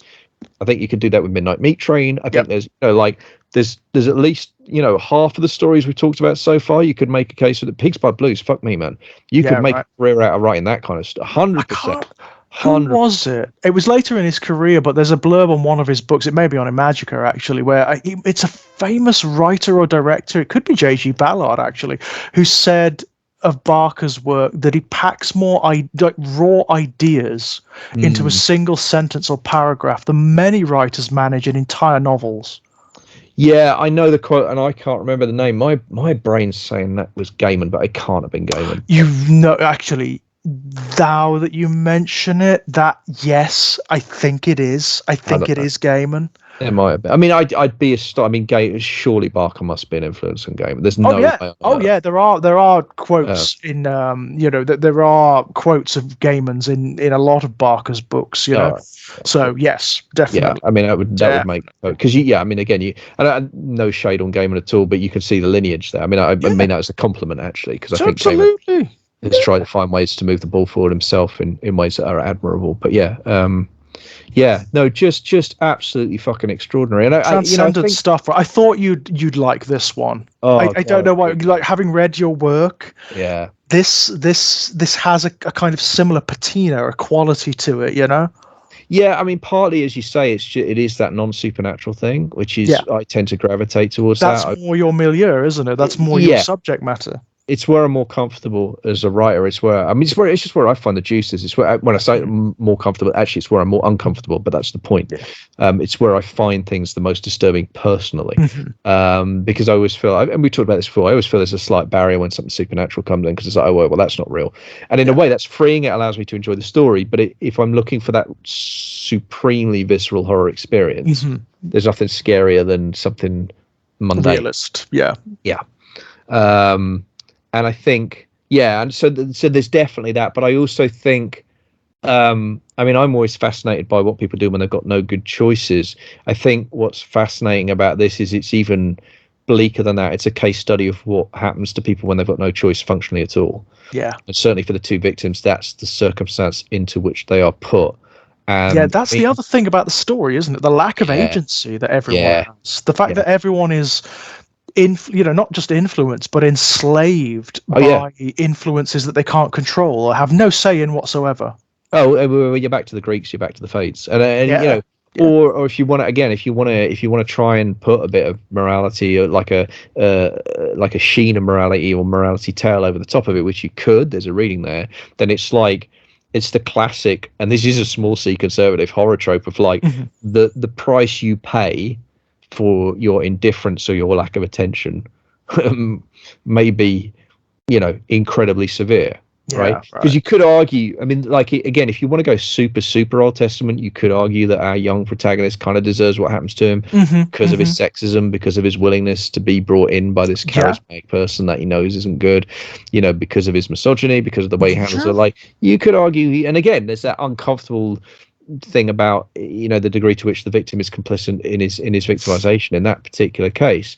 If you all right, sure, if you it's a reading, definitely, but if you take that reading, that is Old Testament as fuck, man. It is, isn't it? That is a reading which has a sense of a natural, rough, universal justice that has absolutely no space at all for compassion, for learning, for a sense of scale, a sense of proportionality in terms of punishment versus crime. That's pretty fucking bleak. You know what I mean? Absolutely. And that's the best case scenario. Otherwise, as I say, I think you're in the Gotti territory, which is, I mean, nothing. I can think of neither a more, chilling and terrifying conceptual, signpost, or a more high praise fitting compliment for a horror story than that. It's an amazing piece of work, this one. It really is. It's right up there, isn't it? It's a fantastic piece of work. It isn't my favorite from the collection, because I err more towards the supernatural, metaphysical stuff, because that's just my nature, but wow. But back to back with Hills the Cities, man. What a Jesus Christ punch. I mean, Jesus fucking Christ, this guy. Yeah, and again, just in terms of this is the scale and the breadth and the width and the depth of what I am fucking capable of, story to story. This is the flex. The sheer. This is whatever the opposite of a one-trick pony is. That's what this fucking collection is. This is all the tricks. A bunch you've seen before done better than you've ever seen them done before, and a bunch of shit you never even fucking dreamed. That's it, right? Sometimes it's the same story. The stuff that you've never come across before, ever. And I know these stories really well, obviously now. I've read these stories umpteen million times, and they're still surprising, and they're still transgressive, and they're still deviant. It's incredible. No, I mean, the only artistic comparator I've got, and it's not an exact fit, but it I think is the Beatles' White Album. I keep coming back to this comparison in my mind, because the White Album, I went through a period where I was digging back into kind of classic rock and roll, and I did a big deep dive in the Stones, the Who, the Bob Dylan, bunch of artists like that, and I did do the Beatles along with all them, because there's that run of studio albums from the Beatles once they stopped touring is, I mean, it's an incredible body of work, and if you're interested in rock and roll and that music even a little bit, you almost have to engage with it again, just for the influence, if nothing else, for the resonance it had down the rest of pop culture to this very day. It's not the Beatles' fault that bands like Take That exist, but they wouldn't exist without the Beatles, and that's just true, life, right? Yeah, it's true. That's just how it is. And again, you just need to understand things. But also, what I love about the Beatles' discography is lurking in the middle of this run of absolutely classic studio albums that everyone knows about, Sgt. Pepper's and Abbey Road and Let It Be and blah blah blah blah. There's the fucking White Album, and it's this weird little fucking spiky, I don't even know how to describe it. It's kind of a little hand grenade in a way. It's a bit of experimentation, right? Yeah, it's the Beatles, so it's a pretty fluffy hand grenade. It's not like, I mean, the Stones have got their own version of this, and that's way spiky. Like, you listen to Goat's Head Soup, and you're like, holy shit, guys. Or Sticky Fingers, you're like, okay, you guys really need to stop taking the drugs now.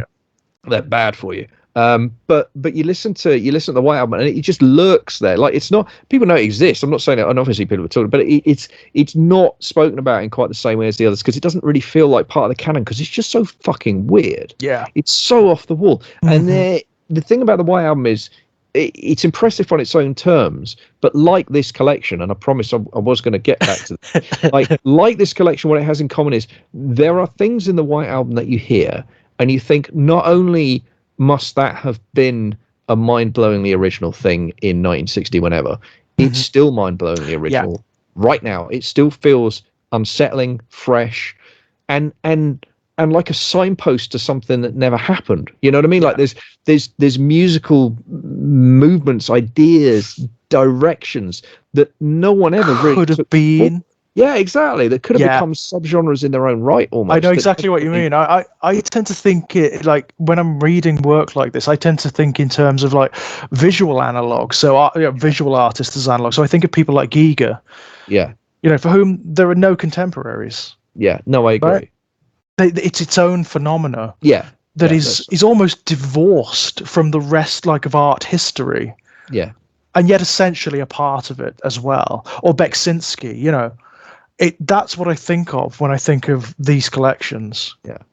And I think what I love about it is, I think that what I'm also thinking about with Barker in particular is how what I consider to be the very best of what came after, whether it was a conscious response or not, I don't know, but certainly I feel like did take the challenge. Or at least maybe just the artists were just challenging themselves in that mode anyway to do the best version as they could. But I keep thinking about Exquisite Corpse now in the context of this story. And when I say this, I'm taking nothing at all away from Billy Martin, who is... Oh. I mean, Exquisite Corpse is one of the finest horror novels ever written, full stop, ever. Yep. And whether or not this story was an influence on that, I have no idea. Very well may have been. I know for a fact Billy is a huge, like, grew up with Barker's works, huge Barker fan. But if so, then that still means that Exquisite Corpse, firstly, stands alone as a phenomenal piece of art in its own right. And, and the fact that it may or may not have a lineage that traces back to this doesn't diminish it or its impact one iota. I want to be crystal clear what I'm saying there. But secondly, what finer compliment is there to Books of Blood and this story in particular, that if it is a response to that just shows you how fucking good this stuff can be. Again, I feel like the thing about Exquisite Corpse is that, amongst many other things, that novel is a direct challenge from Billy Martin about, extreme horror can't be political, huh? Extreme horror can't have heart. Extreme horror is just schlock, is it? Really? Well, can it actually be the most fucking terrifying thing you've ever fucking read in your life? I think it can. In fact, I'm going to show you it can. I am going to make you a believer. You know, and again, whether or not that's a direct legacy of Books of Blood, whether that's a direct legacy of Dread, it kind of doesn't matter. What matters is that I think Billy Martin, when writing that book as Poppy Z. Bright, was coming from the same place that Barker was coming from when he wrote Dread. That's the point. That artistic sense of like, I am going to fucking show you. I am going to show you. That's it, isn't it? I'm bored. I'm tired of the status quo. Yeah. And I'm going to drop a fucking hand grenade in it. Yeah. Yeah. It is so fucking good, man. It is so good. I mean, I whenever we do like this kind of thing, we're doing the same thing on the Hannibal podcast at the moment. Right. I'm sort of like, are you guys getting bored of us saying how good it is? Because you're going to get a lot more of it. I'm really sorry. A lot of this series is going to be us just saying how good this stuff is. Oh, now come on! You've had at least an hour to an hour and a half of us explaining in very great detail and pulling apart, in intricate kind of exquisite kind of detail why it's that fucking good. Okay? Yeah, that's true. That's true. We've shown our working, George. Okay. Yeah, we have. I feel comfortable in conclusion saying it's really fucking good, because I think we've demonstrated that in the conversation. Yeah, and this is one of the better of a just stunning collection. I mean, I to be honest, I'm glad to hear you say that, because I'm not sure how much more of this shit I can take. Yeah, I know what you mean. So I'm quite glad to, because again, I found myself surprised this one wasn't talked about. I really was. And again, I know we did have a guest who was going to come on, and that would have been great. But I do find myself genuinely a bit shocked, because to me, this is, I know it is another, but I think it is another. it's a fucking masterclass. This, yeah. And it's a masterclass, the kind of horror that Barker doesn't write very much going forward. You're right. I mean, that's the other thing. No, I think this is kind of unique. I mean, there's nothing very much like this.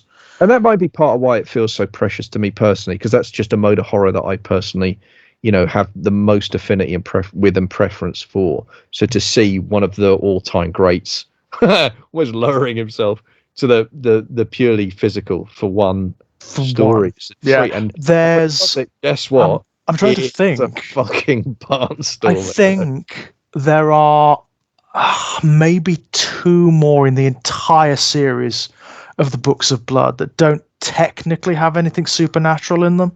Yeah. Well, technically. But I mean, holy fucking shit, you guys. Yeah.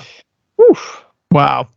Good. Well, wow. That's bloody hell. You almost hope the next story isn't quite as, you know what I mean? So you get a break, because we've had the In the Hills of Cities and we'd had this. Yeah, it's a massive one too. I don't know what is next. What is next? Hell's Event is the next one. It is one of the quieter stories. It's one of the funniest stories as well. So I think, quite a Barker story. That's a bit like saying quite a Slipknot song, right? Yeah, exactly that. The next one's kind of fun in a weird kind. It's weird. It's odd. It's very, very strange, but still really. Yeah, but you'll see when you read it. I look forward to it. You'll see when you read it. Before we go, Kit, is there anything you'd like to pimp out? Yeah, sure. I mean, it's the usual stuff, right? Like, if you've enjoyed what you've heard and you want to catch up with my fiction work, you want to see how I apply all these wonderful lessons that I've learned from studying these into the actual stories I've written myself, then go to Amazon.com or .co.uk, go into books and put in Kit Power. I've got an author page there. All of my titles are listed. Grab a title or a cover you like the look of, pick it up by all means. If you're looking to get the ebook, Amazon is your friend. If you're looking to get the paperback and you happen to have a local bookshop or a library, please feel free to take the ISBN number there and get your physical copies through those if you're lucky enough to still have either of those things, because if you do, please support them because they're really important. I would highlight out of that My Life in Horror Volume 2, which was a finalist for the British Fantasy Award for non-fiction this year, and contains a bunch of essays similar to this, obviously not with George, except one of them does actually have George on as well. Actually, now I think about it. So actually, if you want to read an essay where George and I do a version of this, but talking about Exquisite Corpse in text form, then you could pick up My Life in Horror Volume 2. There's also a bunch of essays from me talking about various childhood influences, and casting far and wide in a desperate bid really to understand why I am this glorious fucked up mess that I am.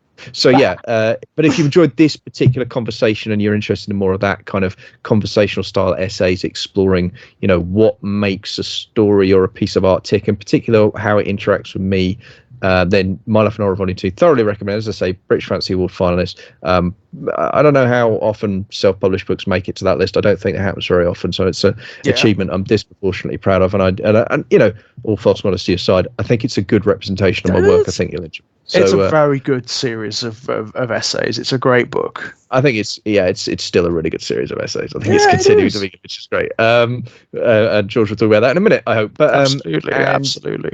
If you've enjoyed the podcast and you want to get more podcasts, or you want to get some of the archive stuff from George and I, Watching Robocop with Kit Power is the name of the feed, but actually it mainly contains stuff like this these days, and also the Springsteen cast I mentioned earlier. Fill your boots there. Finally, if you want to get something new from me every single week, something new might be a piece of audio podcast, or it might be an essay, it might be a review, or it might be a piece of fiction or an excerpt from a longer piece of fiction. Patreon.com/Kit Power. $1 a month gets you something new every week. And that's me. Excellent. As per usual, guys, links to all of that down below. As for myself, My Life in Horror is continuing. Now that Ginger Nuts of Horror is back up and running again, there will be several articles coming out there because they're piling up in the back. There's a lot of them I sent to Jim. There's going to be one about the CITV show Nightmare coming up, which was formative for me. Massive horror influence on me, that one. You can see, when you go and read my fiction, you can see little bits of Nightmare in it. You really can. Labyrinth, the Jim Henson film Labyrinth, massive formative influence on me. There's an article on that. There's a couple of others as well. There's quite a lot actually coming up very, very soon. On top of that, if you want to purchase any of my published fiction, I consider myself a bit of an acolyte of Barker's, you know. So if you like Clive Barker, you'll probably get something out of my fiction. You can find links to it all over at strangeplaygrounds.com, or like Kit, if you go to the Evil Empire of Amazon and type in my name, George Daniel Lee, Lea, you will find my author page with all of my short story collections and all of the various anthologies that have been published in these days. There's a couple of new ones coming up, a couple of new short stories coming up from Kevin J. Kennedy Productions very, very, very, very soon. There's going to be a collection of kaiju horror stories, so big monster horror stories that I've got a story in. And also a collection of science fiction horror stories, which I was actually really pleased to get a story in. It's one of those genres that I am at least as interested in as horror. So it's really lovely to get something in there. I'm really thinking of sort of branching out more into science fiction stuff. So that was really cool. That's a lot of fun. Fantastic. On top of that, of course, Kit and I are both set to appear on the new Hellraiser Blu-ray collection from Arrow Films, which is up for pre-order now. Yes. I will put a link to that. If you go over to the Arrow Films website, you will find the new Hellraiser Blu-ray set, which is freaking gorgeous, by the way. I mean, like, just amazing. We're both on the Hellbound disc on the featurette Hell is What They Wanted, and that came out beautifully. I mean, that is so much fun. I mean, when George says featurette, it's 80 minutes. It's long. Yeah, this is not like 10 minutes. This is like it's a it's longer than some TV documentaries. This thing. It's a good chunk of work. You know, it's this in what you see us. It's filmed. You know, and we look great. It's really, really good fun. So if you fancy that, go and check out that Blu-ray set. It is gonna be phenomenal, I can tell you. Yeah, and I on that, just very briefly, but like, all false modesty aside, I genuinely think it is one of the best things we've ever done. Yeah. I think the occasion was immense. I think we rose to it in a very particular way. I mean, you've heard probably the previous show, if you're a regular of this channel, where we talk about that in more detail, but I am genuinely so obviously honoured, deeply honoured, but also really, really proud, George, of what you and I achieved on that. And I can't wait for that set to get out. I'm really excited to see what I'm so excited. I'm so excited, and I just want people to watch it. I want people to experience it. I think it's a good bit of work that we did. I think it's, and if I may, recommend, watch Hellbound, watch the restoration, because that's what we just done, and then watch us straight afterwards. That's it. You'll be in the same frame of mind that we were. That is the best way to experience it, without a shadow of a doubt. And I'm hoping I'm so hoping we get to do more shit like that, because it was so much fun. God, it was the best. It was. But yeah, I think that's me, guys. Apart from that, there's always stuff here on Exaggerated Elegy, largely daily, you know, unless I'm really busy with work or whatnot. You're going to get like a video game Let's Play or something, or something like this, you know, lots of shows coming out like this. We're taking a break from Hannibal Digested at the moment. What we're actually doing is, because we're moving into our Halloween season now, so we're actually moving back to doing Not the Same Log. Nice. And we're doing a series of horror films, and the next one that's coming up, which has already been released on Jack's Patreon, by the way, is, because we're easing our way in, we're doing Manhunter. Oh, fantastic. God, I fucking love that movie. Yeah, God, I love that movie so much. That's going to be the next one that's up very, very soon. Hopefully this Saturday, that'll be up on this channel. Apart from that, I think that's it. Thank you, guys. Thank you, Kit, for a start. This was one I was kind of like apprehensive about, because it's so good, you know, and I wanted to do it justice. And I think we've really gone, as we tend to, we've gone pretty deep on this one. So I'm really pleased. And thank you guys for listening along. Until next time, bye-bye. Bye for now.